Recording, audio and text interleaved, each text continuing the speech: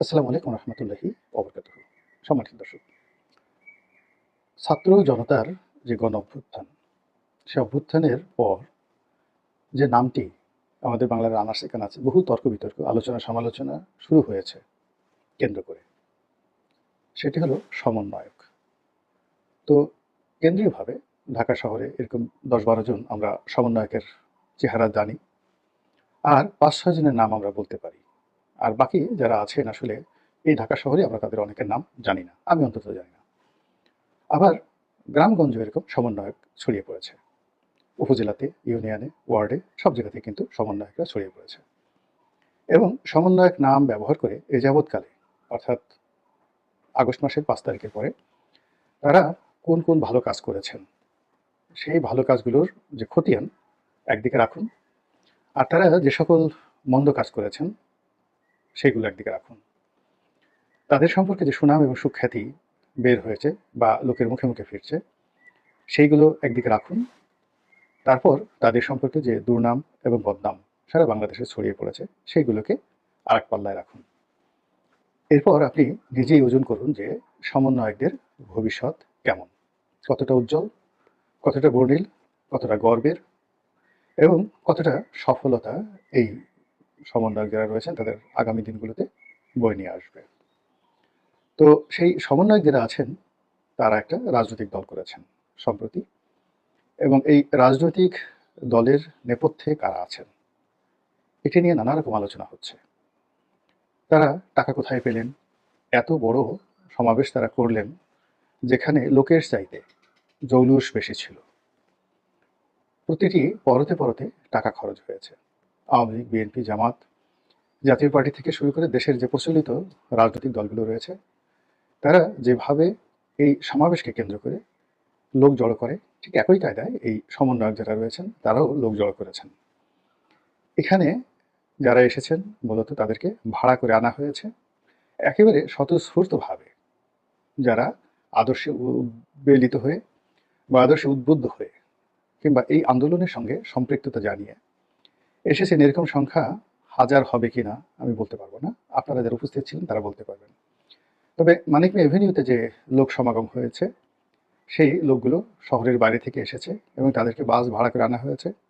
এবং এক্ষেত্রে অনেক সময় রিকুইজিশন করতে গিয়ে, বাস রিকুইজিশন করতে গিয়ে সরকারি শক্তি ব্যবহার করা হয়েছে, ডিসি সাহেবকে ব্যবহার করা হয়েছে। কারণটা কি? কারণটা হলো যে মানুষ যখন কোনো একটি দলকে সমর্থন জানায় তখন স্বতঃস্ফূর্তভাবে তাদেরকে সাহায্য করে। লঞ্চ দিয়ে লঞ্চ মালিকরা সাহায্য করে, বাস দিয়ে বাস মালিকরা সাহায্য করে, এমনকি ভ্যান চালক, রিক্সা চালক, অতীতে এরকম বহু নজির ঘটেছে যে সারাদিন সেই রিক্সাওয়ালা ভোটারদেরকে টেনেছে, কর্মীদেরকে টেনেছে, ঘোড়ার গাড়িতে করে এসেছে, ঘোড়াওয়ালা বা ঘোড়ার যে গাড়িয়াল রয়েছেন তিনি কারো কাছ থেকে টাকা নিচ্ছেন না। তা আমাদের দেশের রাজনীতির প্রতি এমনই মানুষের আকর্ষণ। আবার যখন রাজনীতির ময়দানে বা রাজনীতির মঞ্চে আকর্ষণীয় পুরুষ থাকেন, দেখতে দেবতার মতো, নেতার মতো, অথবা জাদুকরী বক্তব্যের অধিকারী কোনো নায়ক বা মহানায়ক মঞ্চে মাইক ধরেন। আমরা আগে শুনেছি যে নূরে আলম সিদ্দিকী, তারপর জনাব তুফায়েল আহমদ, তারপর আরও অনেকে, সেই কে এম ওবায়দুর রহমান, শাহ মোয়াজ্জেম হোসেন, ওনারা সবাই অনলবর্ষী বক্তা ছিলেন। বঙ্গবন্ধুর কথা বাদ দিলাম, তার কর্মীদের মধ্যে স্বাধীনতা পরবর্তী বাংলাদেশে আমরা যে কয়জনের বক্তব্য মন্ত্রমুগ্ধের মতো শুনেছি, তাদের মধ্যে বিএনপির আসাদুজ্জামান রিপন ক্যাম্পাসে খুব চমৎকার বক্তব্য দিতেন, অসাধারণ বক্তব্য দিতেন। ছাত্রলীগের ফজলুর রহমান সাহেব অসাধারণ বক্তব্য দিতেন। ওবায়দুল কাদের সাহেবের বক্তব্য খুব আর্টিস্টিক ছিল। আর মূল রাজনৈতিক অঙ্গনে জাতীয় পার্টির মিজানুর রহমান চৌধুরী, বিএনপির ডক্টর বদরুদ্দোজা চৌধুরী, তারপর আওয়ামী লীগের জনাব হাম মানে মেয়র হানিফ সাহেব হিসেবে যিনি সমধিক পরিচিত, জনাব হানিফ অসাধারণ বক্তব্য দিতেন। এর বাইরে মাহমুদুর রহমান মান্না, তার বক্তব্যের জুড়ি মেলা ভার। এই বক্তব্য শোনার জন্য মানুষ, ছাত্রছাত্রীরা রীতিমতো একেবারে মৌমাছির মতো ঝাঁকে ঝাঁকে, মৌমাছি যেভাবে ফুলের মধু আহরণে ফুলের চারিদিকে নাচানাচি করে, তেমনি এরকম বক্তব্য শোনার জন্য তারা যেখানে যেতেন, যদি বিশ্ববিদ্যালয়ে যেতেন, কলেজে যেতেন, জনসমাবেশে যেতেন, সেখানে মানুষের ঢল নামত। যারা আসতেন তারা হয়তো অনেকে সেই রাজনৈতিক মতাদর্শর সমর্থক নন, কিন্তু তারপরও কৌতূহলবশত সেখানে যেতেন বক্তব্য শুনতে। আমি অনেক সময় জাতীয় পার্টির অনুষ্ঠানে গিয়েছি বি চৌধুরীর ভাষণ শোনার জন্য। তারপর জাসদের যাকে বলা হয় সমাবেশে গিয়েছি। তারপরে বাসদের সমাবেশে গিয়েছি। তাদের ভালো, ভালো যারা বক্তা ছিলেন তাদের বক্তব্য শোনার জন্য। একসময় নুরুল ফজল বুলবুল ছাত্রলীগের মধ্যে যেটা বাকশাল ছাত্রলীগ ছিল, অসাধারণ বক্তব্য দিতেন। ছাত্রমন্ত্রী জহিরুদ্দিন স্বপন চমৎকার বক্তব্য দিতেন। আমরা তার বক্তব্য শুনতাম।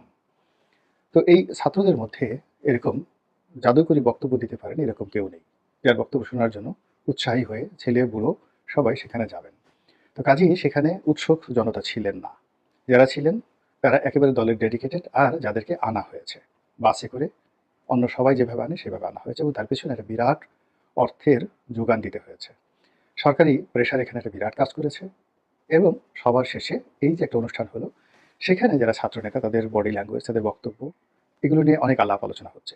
তারা দেশের প্রচলিত সব রাজনৈতিক দলকেই দাওয়াত করেছিলেন, শুধুমাত্র আওয়ামী লীগ ছাড়া সবাই গিয়েছেন, লোক পাঠিয়েছেন, এবং আসার পরে তারা সবাই বিরূপ মন্তব্য করেছেন যে আমরা দেখতে গিয়েছিলাম যে তারা আসলে কি করেন।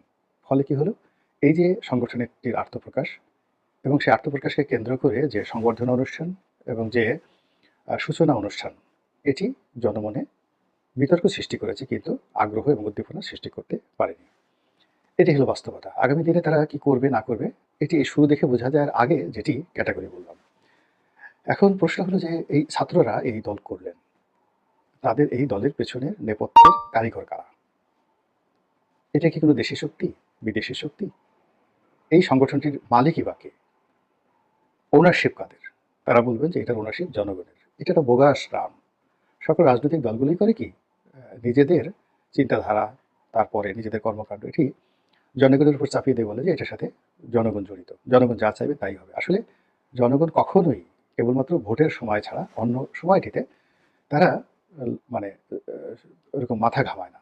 কেবলমাত্র যুদ্ধের সময়, এবার যেমন আন্দোলনের সময় তারা নেমেছে, এরকম কালেও ভদ্রে 30, 40, 45 বছর, 50 বছর পর জনগণ রাস্তায় নেমে আসে। সহজে রাস্তায় কিন্তু নামে না। 10 বছরে তো নামেই না, মিনিমাম 20 থেকে 25 বছর পরে জনগণ রাস্তায় নামে। সেই 111-এর সময় নেমেছিল, আবার এই সময় 24 সনে নামলো। তাহলে প্রায় ধরুন 20 বছর পরে তারা নামলো, আবার হয়তো 20 বছর পর আবার নামবে।